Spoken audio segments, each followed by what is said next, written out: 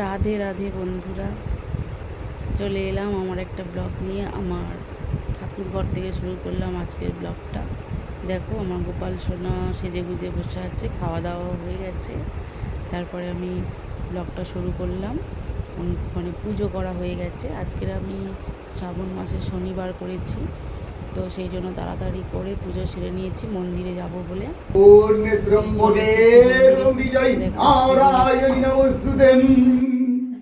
সৃষ্টি স্থিতি বিনাশানং শক্তি ভূতে সনাতনী গুণাশ্রয়ে গুণময় জয় নারায়ণী নমস্তুতে। শরণাগত দীনাঢ্য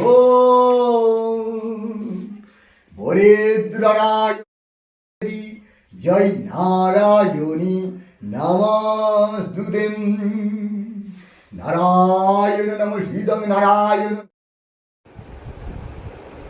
মন্দির থেকে চলে এসেছি। তারপরে মা ওকে রাখি পরাচ্ছে। ও দুখানা পরা ছিল, ওর পরে টরে আসার পরে মা ওর জন্য ওয়েট করছিল। আসার পরে ওকে রাখি পরাচ্ছে। তো দিদা নাতি আলোচনা করছে, যেটা কৃষ্ণ এটা রাধা। সেরকম রাখি আমি কিনে এনেছিলাম নিজে, আর 5 রকম মিষ্টি। মা তো আর পারে না এখন, তো যাই জন্য আমাকে পয়সা দিয়ে দিয়েছিল, আমি কিনে নিয়ে এসেছি। আর দেখো কেমন নাতিকে আশীর্বাদ করছে, ভাইফোঁটাও করে ওকে। তো আমি আবার বকলাম, এই ও কি প্রণাম করা, তুই তো সেই শাহরুখ খানের মতো প্রণাম করছিস হাঁটুতে হাত দিয়ে। মা আমাকে বকছে, করুক, তোর কী হয়েছে, ভালো থাকলেই হলো, খুব ভালো ছেলে, খুব ভালো ছেলে, ওর খুব ভালো হোক। আমি আবার বললাম, একটু দিদাকে মিষ্টি দে না বাবা, দিদা এতক্ষণ তোর জন্য না খেয়ে আছে বলে দিদাকে মিষ্টি দিলে। আমার মা আবার খাবে না, কি বদমাস দেখো, একটুখানি খাবে আমার মা, সবটা খাবে না, একটুখানি খাচ্ছে।